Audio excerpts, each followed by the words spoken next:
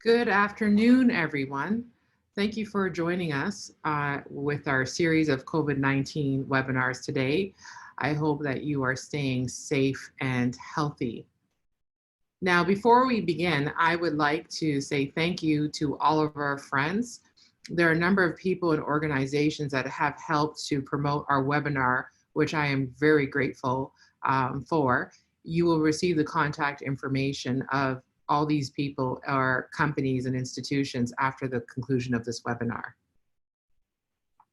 Now, just a brief agenda to describe what we'll be discussing today is we will get into a little bit about an introduction to us and speak very briefly about our past webinars.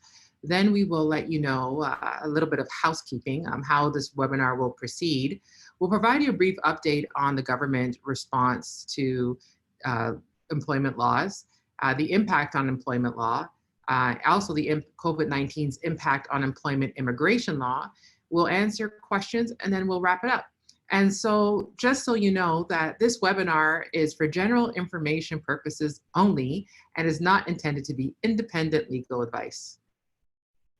So to start off, as I mentioned, you will receive an email after the conclusion of this webinar, and it will ask you to fill out a survey. And I really ask you to spend a few minutes just filling this out. That's the only way we can improve. We've made this webinar as interactive as possible to have you engaged. And we only start to do this because we received that feedback from those who completed our survey. For those who do complete the survey, will receive a Walker Law pen and a Rashid Yursilvik LLP water bottle. And if you enjoyed today, or you enjoyed our last webinar, which was on property law about a week ago, I ask you to sign up for our next property law webinar, where we will discuss changes in the law, because the law is just changing every day that deals with property law. Our previous webinars are also available on our firm's websites that we both have YouTube channels. So, without further ado, I'd like to introduce you to your speakers. I'm moderating today, but one of our speakers is Jordan Koenig, who is an associate lawyer with our firm. He specializes in employment law. And we also are joined by Rafina Rashid, who is a partner with Rashid Yursilvik LLP, and she practices immigration law. Now, now into the housekeeping. The format of our webinar today will be, first, we'll ask you a question. We want to know what your thoughts are on a particular employment law or immigration law issue. And so you'll see a box that pops up. And so when you see that box, we want you to vote. Vote on what you think the correct answer is. Second, we will provide to you what the correct answer is and also provide to you recommendations to deal with that legal issue. Please feel free to ask questions along the way. We are all lawyers. We spend a lot of time in court, and we're used to having our submissions interrupted by those who have questions. So if you have a question, type it in. I'm the moderator today, so I'll be directing the answers to one of the individuals who will be presenting, but you don't have to wait till the end if you have a question. So without further ado, I'm going to start our first poll. And I want to know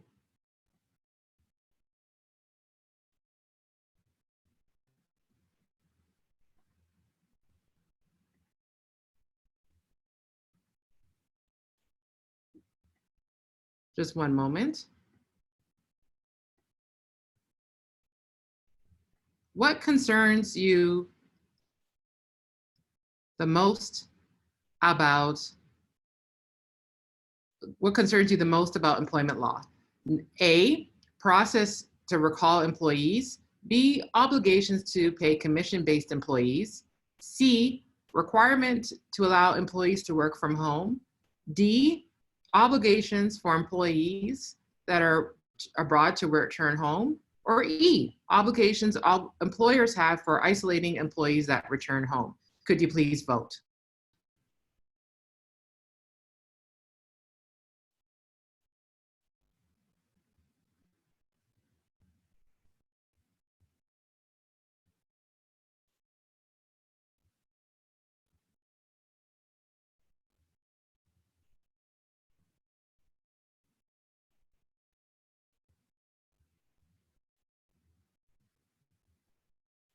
So sharing the results with you, the majority of you, 38%, are interested in the requirement to allow employees to work from home.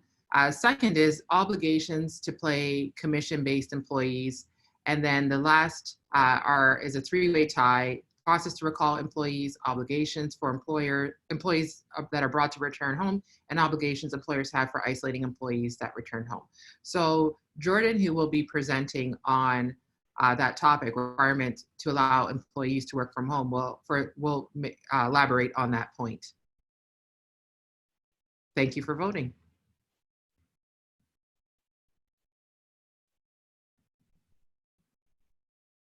So before we get into that, the different questions, I'm going to ask Jordan to provide a brief background on the recent changes to employment law regarding COVID-19. Jordan? Thank you, Tanya. So as you've mentioned, there have been some significant updates in COVID-related employment law issues that have been announced since our previous webinar. One topic that was briefly touched on in the last webinar was the issue of pandemic pay that the government had announced. They announced that they're going to increase salaries or wages of certain frontline workers. But what Tanya mentioned in our last webinar was it seemed to fall short what they were offering, because the list of occupations that were going to receive pandemic pay left out some significant jobs such as paramedics or respirator technicians.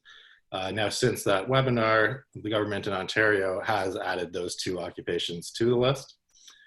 Just yesterday, sort of along the same lines, the Prime Minister Trudeau, he announced that there is a deal that had been reached with all the provinces and territories to top up the wages of these essential workers who make less than $2,500 a month.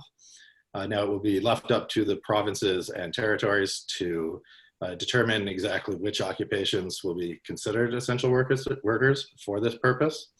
And the actual funds for the salary top-ups, 75% of those will be provided by the federal government, and the territorial and provincial governments will provide the other 25%. In other news regarding the legal system, the Superior Court announced on May 5th that they expect very shortly to expand the scope of matters that will be allowed to be heard virtually. So hopefully that will help our justice system continue to operate and keep rolling along. Just yesterday, Premier Ford announced that certain businesses in Ontario would be allowed to start resuming operations. That includes nurseries, garden centers, hardware stores, and safety supply stores, who will be allowed to reopen today and tomorrow. And then retail stores with street entrances will be allowed to open for curbside pickup only, beginning this coming Monday. Next slide, please. So a question that we have is, and I will bring up that poll, what can I do if a temporarily laid off employee claims that they do not feel comfortable returning to work once a state of emergency has been lifted and they are called back? So your possible answers to vote on are: A, if they don't feel comfortable, you cannot require them to return to work. B, if you make it clear that their return to work is a requirement of the terms of their employment, the refusal to return can be considered a resignation. C, it depends on how long the temporary layoff was intended to last. D, it is unclear whether an employer can require an employee to return to work if the employee does not feel comfortable with returning. E, none of the above. Or F, you're unsure. Could you please vote?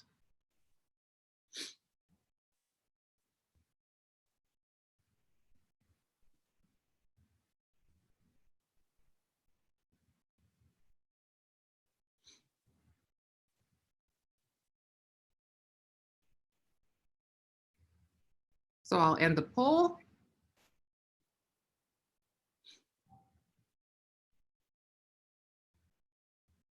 So it seems like there's a two-way tie. 25% of you believe that if you make it clear that the return to work is a requirement the terms of their contract, their refusal to return can be considered a resignation. And some of you also responded, it is unclear whether an employer can require an employee to return to work if the employee does not feel comfortable with returning. In third place is 19% of you who are unsure. Jordan, can you let us know what the correct answer is?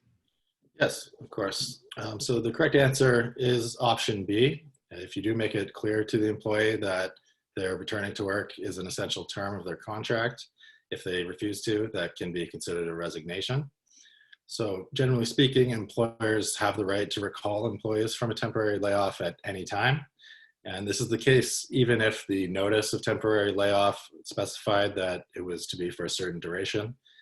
Even if it had a date that they were expected to be recalled upon and the employer wishes to call the employees back before that date, that is their right to do so.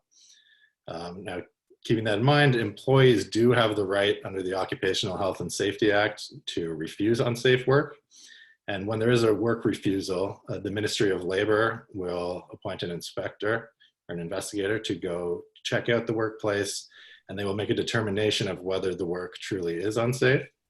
Now, I should mention that the standard that the ministry requires for making a finding of an unsafe workplace is extremely high. And this is evidenced by the fact that as of last week, the ministry had done over 200 investigations related to COVID-19 work refusals, and not a single one of them was upheld by the ministry. One of those that you may have seen in the news involved TTC workers who last week, they refused to go out to work, claiming there were unsafe conditions. The ministry investigated and determined that their workplace was not unsafe.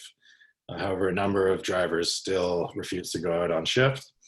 The general consensus among most employment lawyers was that the TTC should temporarily suspend those workers, and if they still continue with their work refusal, they should be let go. That was kind of an example of the next point on this slide, which is that if employees refuse work that the ministry has already deemed to be safe, the employer can consider the employee as having resigned. Now, the employer will definitely want to put this in writing. They should give the employees notice and a chance to return to work. When you send a letter to the employee, you should specify you are being recalled to work. You're expected to return to the workplace on this date. If you do not return on that date, we will consider this to be your resignation. Now, on the other hand, if an employee has made a work refusal that resulted in a Ministry of Labor investigation, and the ministry deemed the workplace was safe, and that employee does come back to work, employers should be very careful not to take any retaliatory action against that employee for having initiated the work refusal.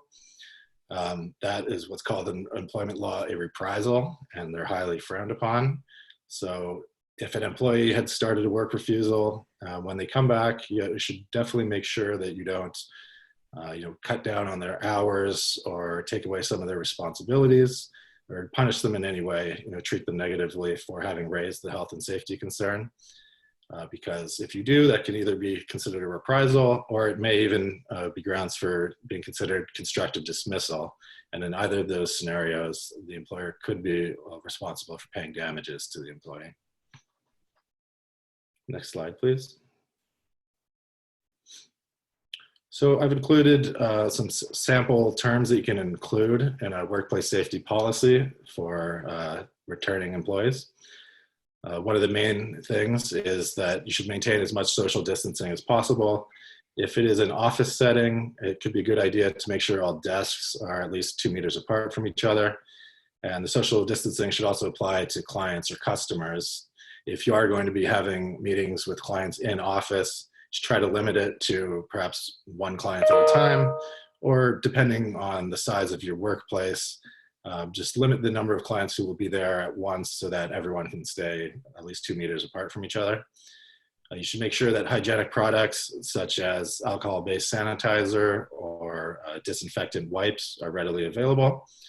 You should train employees on protective and preventative measures. These could include proper hand washing techniques, or even things such as making sure to cough into their elbow.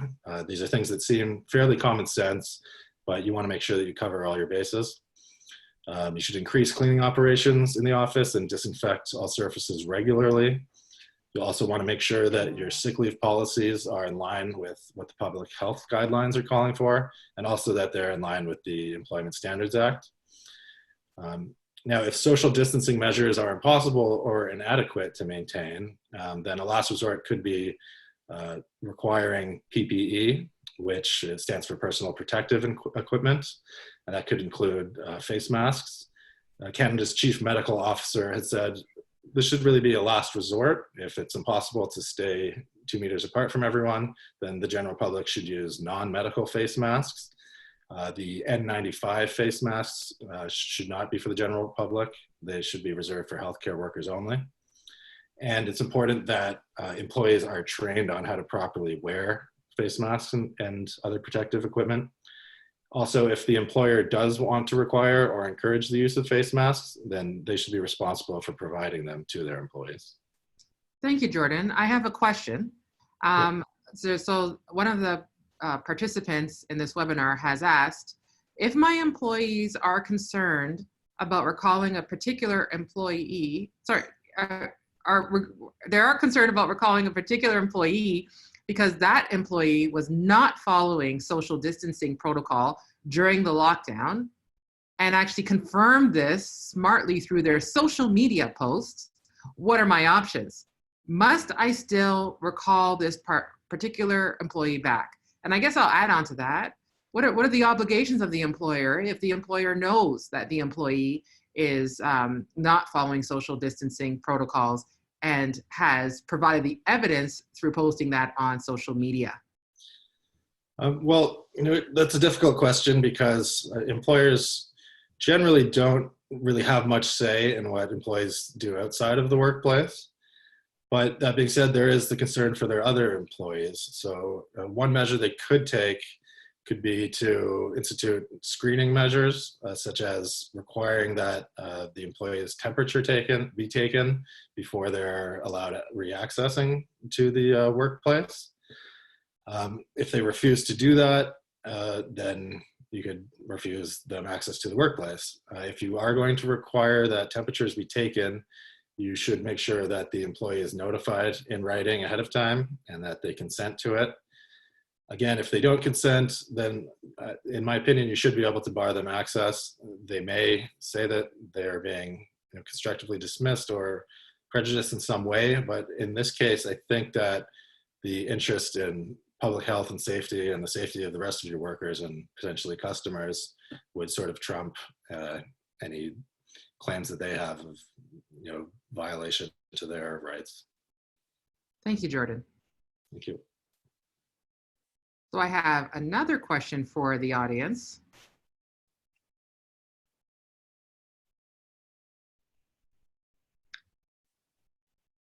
Some of my temporarily laid off employees normally earn commission as part of their compensation. How can I deal with commissions that are earned while an employee is laid off without affecting their entitlement to receive the CERB? So A, employers can bank the commissions and pay them once the employee has been recalled. B, employers can pay the employee up to $1,000 a month in commissions and bank any extra commissions earned to be paid when the employee is recalled. You can pay the employee as much commissions as they earn while laid off, so you can do whatever you want. Or an employee is not entitled to collect any commission while laid off. A and B, none of the above, or you're just not sure. Could you please vote?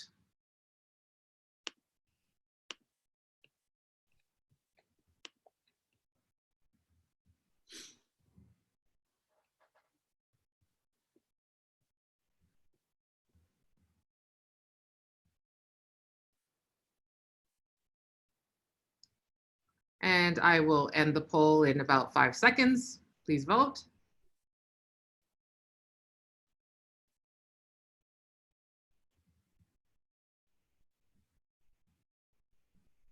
So the results, A and B is the one answer that most people have provided, and what most people are, they're unsure. So Jordan, could you please shed some light on what the answer is? Yes, it was option E, A and B. Before I go deeper into my explanation, I would like to thank Brendan Somerville from Somerville National Leasing and Rentals for providing that question. It's one I hadn't really considered before receiving it. And also, before I get too deep into answering the question, I will give a brief description of what the CERB is. We have discussed that in our previous employment webinars, so I won't get too detailed. But basically, the CERB, or CERB, it stands for Canada Emergency Response Benefit. And it's a benefit that is provided to workers who are unable to work as a direct result of COVID-19. There are some other requirements, such as they must be a resident in Canada, they must be at least 15 years of age or older, and they must have earned at least $5,000 in 2019 or in the previous 12 months immediately preceding their application for the CERB. So it entitles them to $2,000 a month for up to 4 months. Since our last webinar, the government has actually expanded the CERB to make sure that more people who may need it are included.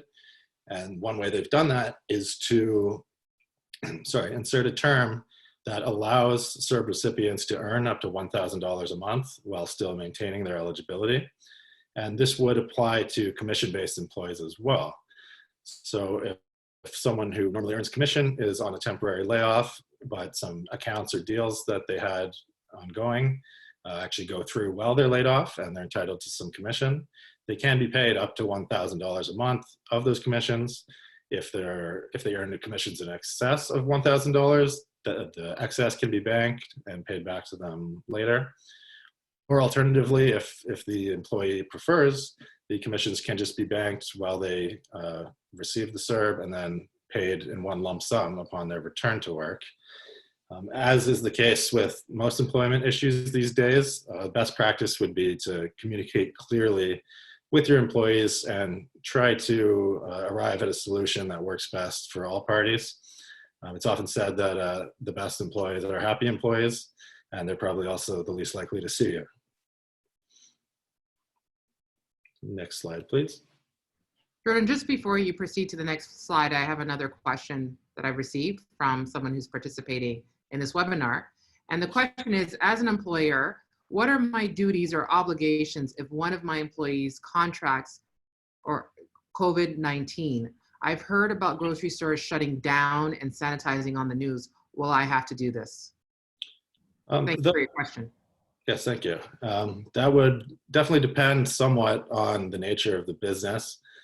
If one of the employees has contracted COVID, the employer does have the responsibility to notify other employees that someone in the office or wherever the workplace is has contracted COVID and should recommend that they seek medical attention, possibly testing themselves. It is quite likely that the workplace will have to be shut down at least until it can be cleaned thoroughly. And depending on the business again, you may even have to provide notice to customers who might have been in the workplace while that infected employee was also there. Thank you, Jordan. Thank you.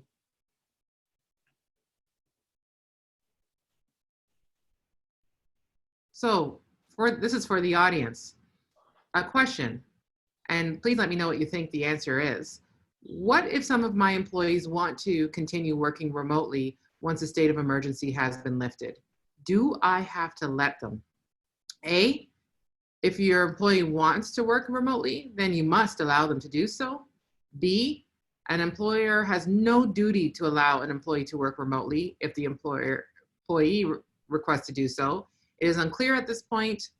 It depends on the specific situation. None of the above are unsure. Please vote.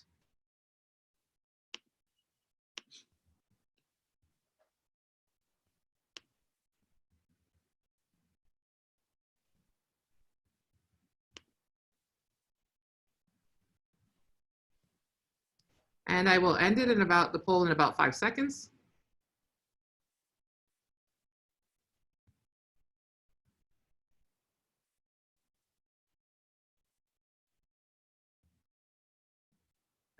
Most of you believe it's unclear at this point, or it depends on the specific situation. Thank you for voting. Jordan, could you please let us know the answer? Yes, the answer was D. It will depend on the specific situation. Now, generally, employees do have the right to determine how, when, and where their employees will complete their work. And I'll actually, in a few minutes, show you a draft phrase that you can insert into employment agreements to make sure you maintain that right if you are an employer. However, that is subject to certain restrictions, and one of them being that employers have a duty to accommodate the needs of employees with disabilities. One that I could think of that could be relevant in this situation would be if you have an employee with a documented anxiety disorder that's recognized as a disability, and especially if their anxiety is exacerbated by fears of contracting COVID-19 in the workplace, then one way that an employer may be required to accommodate them could be by allowing them to work from home. Another restriction is that employers are forbidden from discriminating on a number of bases, religion being one, status, gender, race, sexual orientation. Another is parental status, and that's one that could be very common in this situation.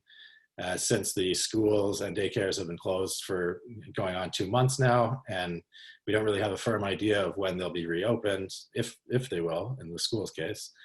Many parents are having to choose to work from home so that they can supervise their children. And if an employer were to refuse to allow parents to work from home, that could be viewed as discriminatory. However, I will add that there may be cases where a parent will have to prove that it was actually necessary for them to work from home.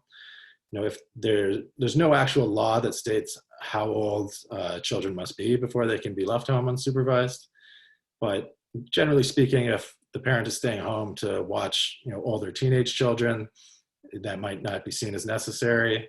On the other side, if children have special needs, that's something that might bolster an employee's claim that it is necessary for them to stay home. Next slide, please, Tanya. Jordan, just before you move on to the next slide, I have 2 questions. One is from Jamila. And Ryan, I saw that you raised your hand. Perhaps you can write your question in the chat box and Jordan will answer. If not, then I could promote you to be able to, I'll be able to unmute you and you can ask your question out loud. So Jamila has asked, how can an employee salary be reduced based on subsidy days paid out by the CEWS? Okay, so that's the Canada Emergency Wage Subsidy? Yeah, I believe so. Jamila, if it's not, please let me know. Go ahead, Jordan. Yes, I believe it is. So you would have to... That is correct. Okay, yes. So basically, with the wage subsidy, if this was also discussed in our previous webinar, which you can go back and watch on YouTube, but essentially the employer can apply to the government and reduce the wages by a certain amount, I believe to 75%, and the government will top off the rest through employment insurance. So that's just a brief answer, but it was covered more in depth in our previous webinar. Okay, thank you. And I will see if Ryan has. Ryan, what I can do, I can unmute you. And if you want to, you can ask your question out loud. Ryan, are you there?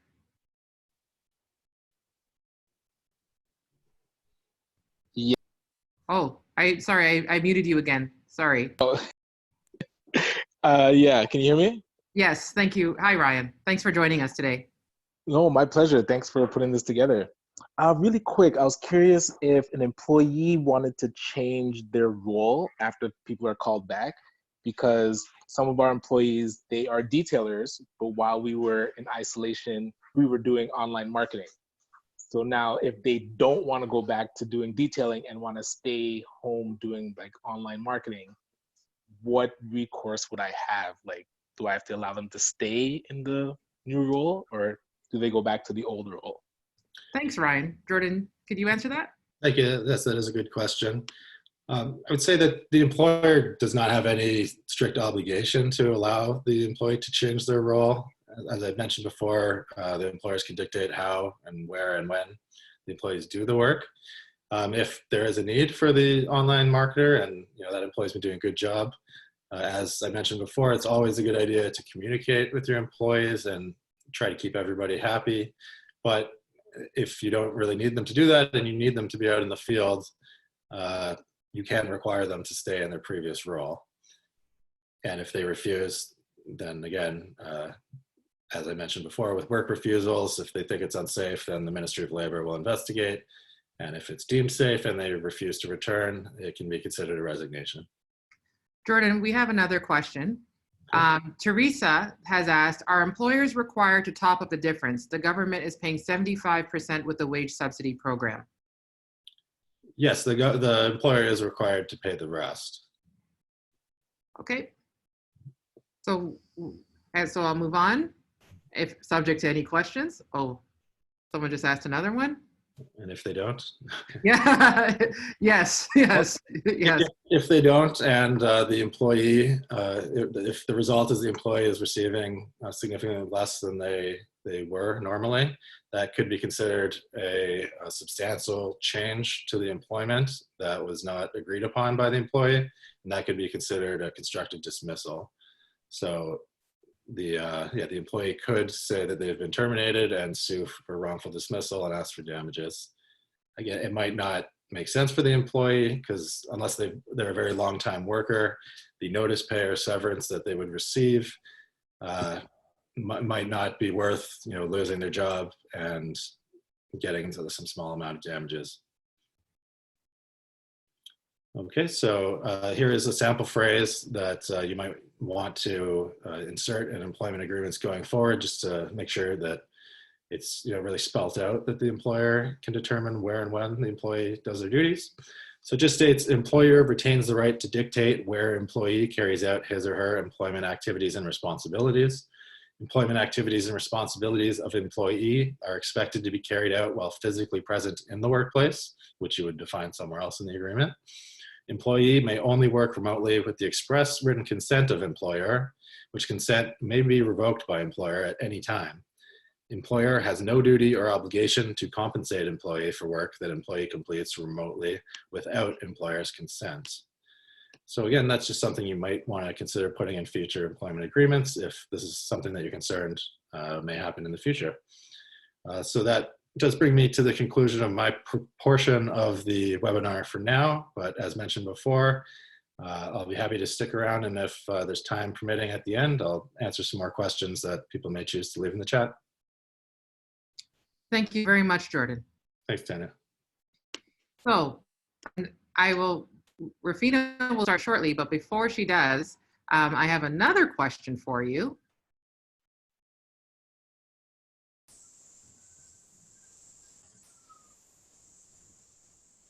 And the question is, are my employees for my business able to re-enter the country?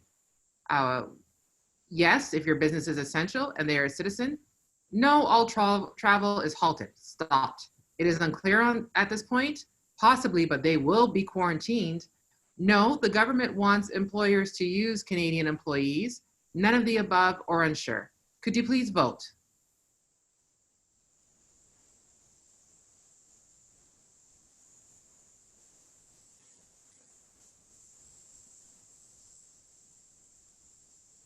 And I will stop it in a few seconds. Going once, going twice.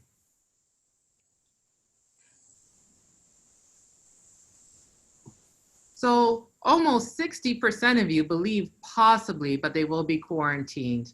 And the next highest percentage is 24%, where it says, yes, if your business is essential and they are a citizen.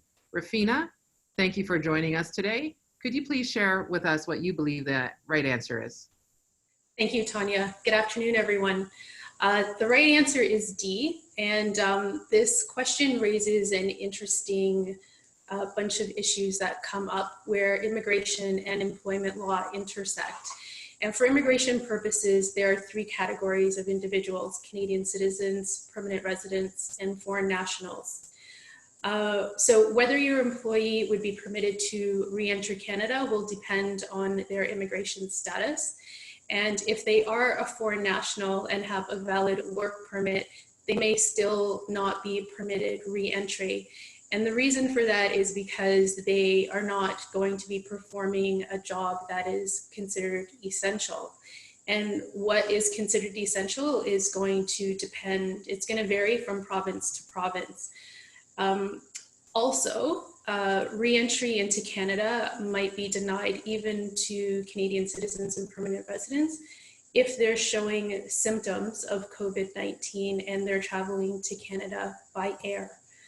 If they're traveling to Canada at a land border crossing between Canada and the US, they would be permitted entry, notwithstanding the fact that they're showing symptoms, as long as they're traveling in a private vehicle and they're going to be able to go directly to the place where they're going to be isolating.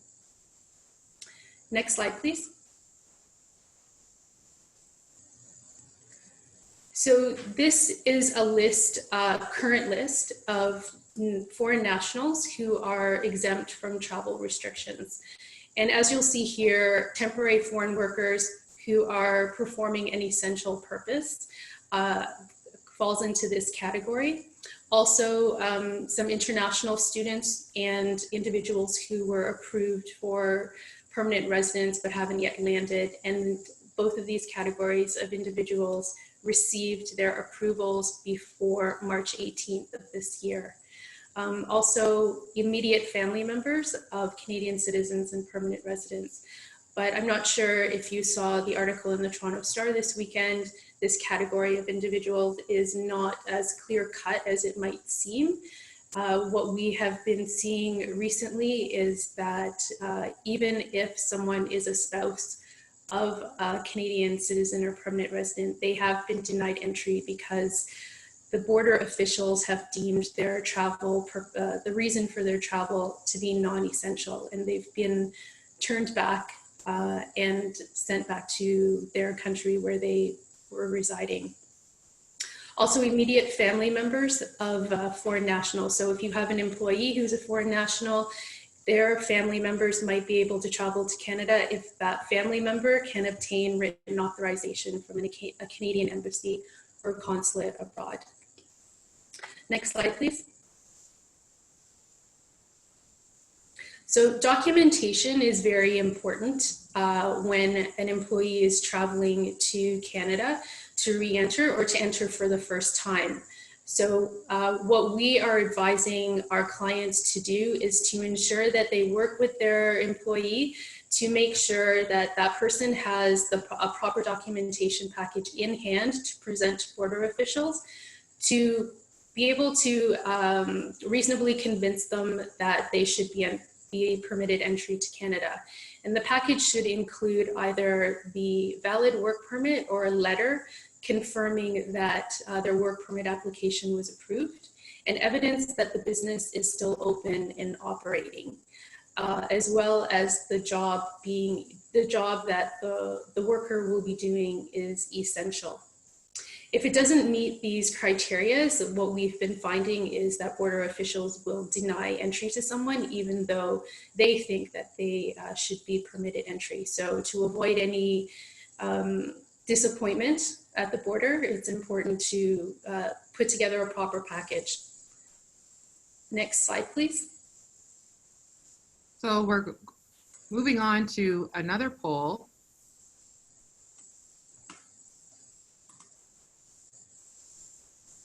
What obligations do employers have for employees who return from traveling or working abroad? So your employee has returned back from abroad. What must you do as an employer if you're aware of that? So the employer must accommodate a quarantine. The employer must accommodate the employee at home. The employer must ensure the employee self-isolates. No obligations. It is the government's responsibility to control travel. None of the above or unsure. Could you please vote?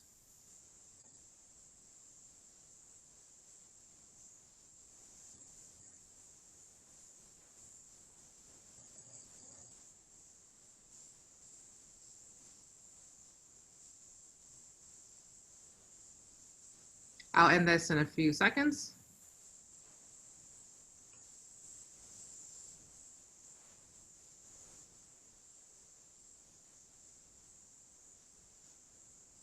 So 31% of you believe that the employer must ensure that the employee self-isolates, and 23% of you believe no obligation. It is the government's responsibility to control travel, and that is tied with 23% of you who are unsure. Rafina, will you please tell us the correct answer? Surely, Tanya. The correct answer is C. The employer does have an obligation to ensure that the employee self-isolates, especially if they are aware that the employee was traveling prior to starting work. And currently, Canada requires every individual to isolate regardless of their citizenship or immigration status in Canada. And the self-isolation is for 14 days with very limited exceptions. Everyone who's entering Canada, whether it be at a land border or at an airport, will be asked questions by a screening officer, a quarantine officer, or a public health officer. And they must demonstrate that they have a robust isolation plan in place before they'll be permitted entry. Next slide, please.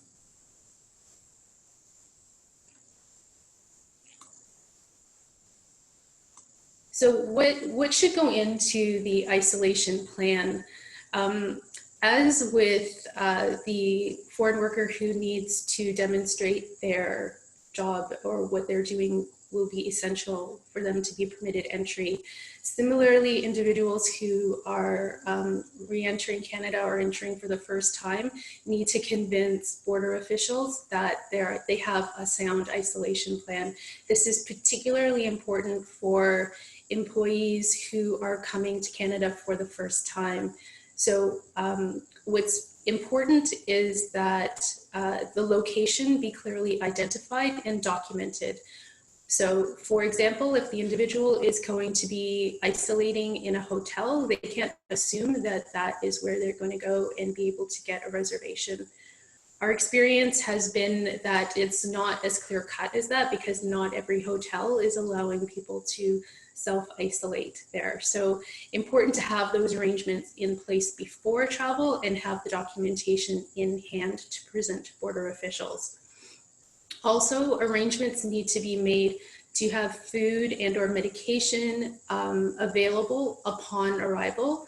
So the person needs to show that, either someone from the employee's company or a family member who they have in Canada is going to be dropping off food and leaving it for them in so that they don't have to stop at any points in between where they enter Canada to the isolation spot, because that is something that is not permitted.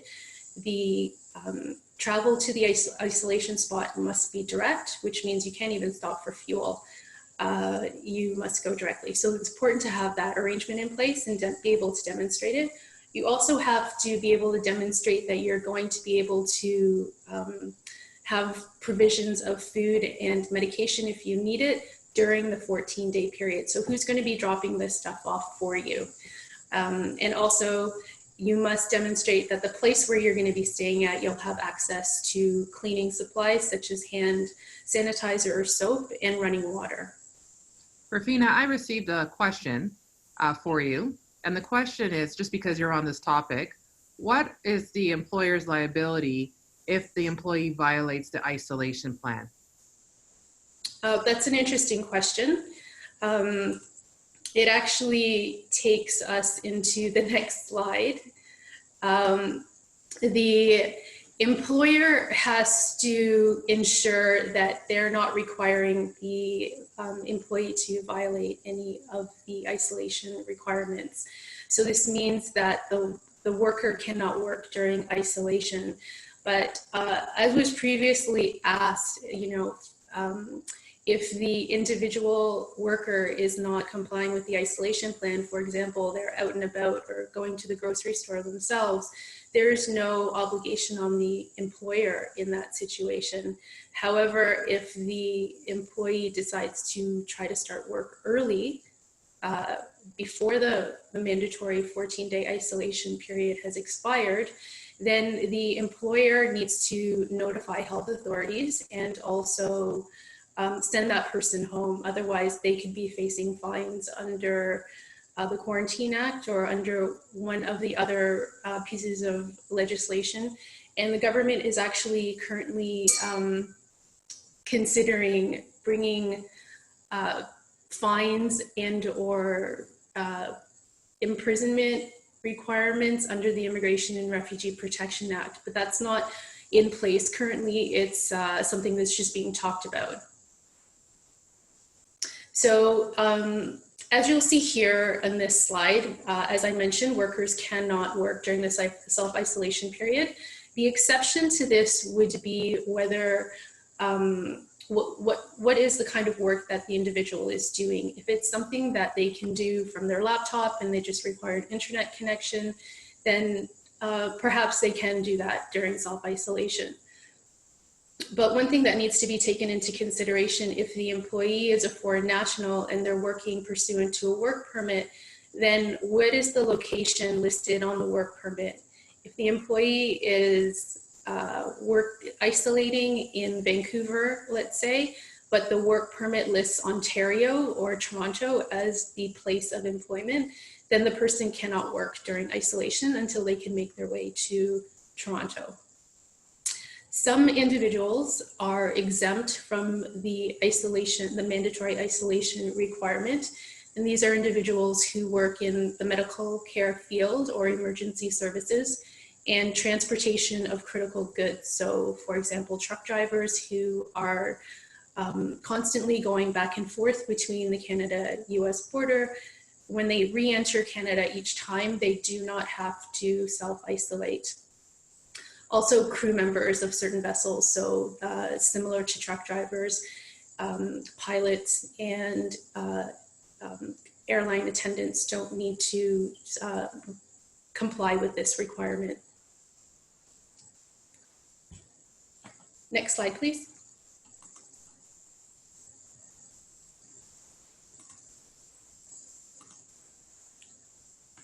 So the Canadian government is monitoring individuals who enter Canada to ensure that they are complying with the isolation requirements. And failure to comply is an offense under the Quarantine Act. If, as I mentioned, if a worker starts to show symptoms, so regardless of the immigration status of the worker, if they start to show symptoms, the employer has an obligation to immediately arrange for that individual to self-isolate, and the employer must also contact local public health officials to notify them. And then the officials are the ones who would be following up with that individual. Also, the employer can't expect a foreign worker, or any employee for that matter, to not respect the obligations under the Quarantine Act, because failure to comply with this mandatory isolation requirement carries pretty stiff fines. And as you'll see here, the fine is up to $750,000 and or 6 months imprisonment. And that just gives you an idea of how strongly the government is taking this and the measures that are being put in place to flatten the curve. An additional requirement that is placed on employers who are providing accommodations for their workers. So for example, if it's part of the employment contract that the employer provide housing, that housing must ensure that it is in keeping with the physical distancing requirement. As Jordan mentioned earlier, it's 6 feet or 2 meters. And that has to be consistent within the entire complex of the accommodation that's being provided. And they also have to ensure, as with the isolation plan, that the accommodations provides the individual with clean running water, hand sanitizer or soap so that they can be washing their hands and maintaining sanitary conditions. Next slide, please.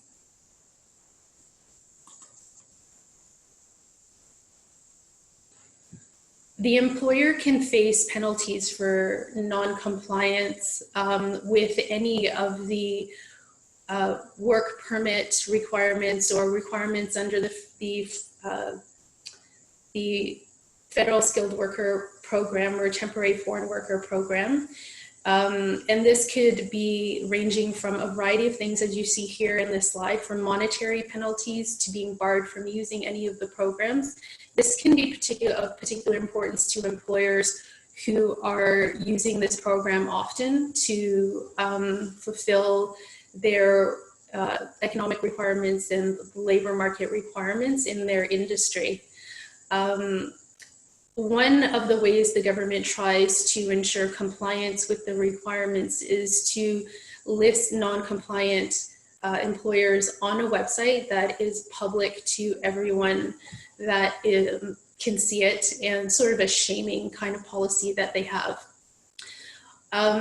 With regards to temporary foreign workers and workers who are Canadian citizens and permanent residents, one thing that employers need to be aware of is that they can't disproportionately target temporary foreign workers with layoffs or furloughs. So if the employer is audited at some point to ensure that they're complying with all of the government requirements, they need to make sure that there's no differential treatment between temporary foreign workers and the rest of their workforce.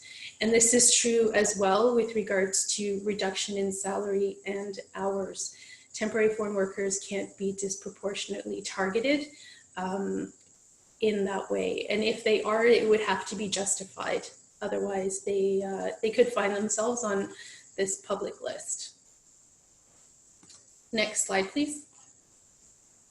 So we are at our last question, and I will launch that. So are temporary foreign workers eligible for CERB? And I just so to the audience, because we have about 5 minutes left, we won't have much time for questions. So feel free to start writing them in, any questions that you have, and we'll try our hardest to answer them. So option A, no, it is for Canadians only. B, it depends on how much income they earned in Canada the previous year. C, yes, there are no restrictions. D, none of the above. Or E, unsure.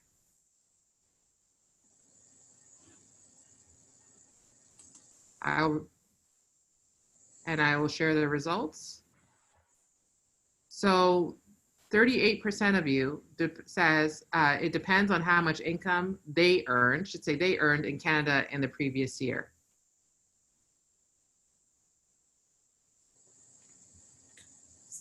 Rufina, could you please give us the correct answer? So I would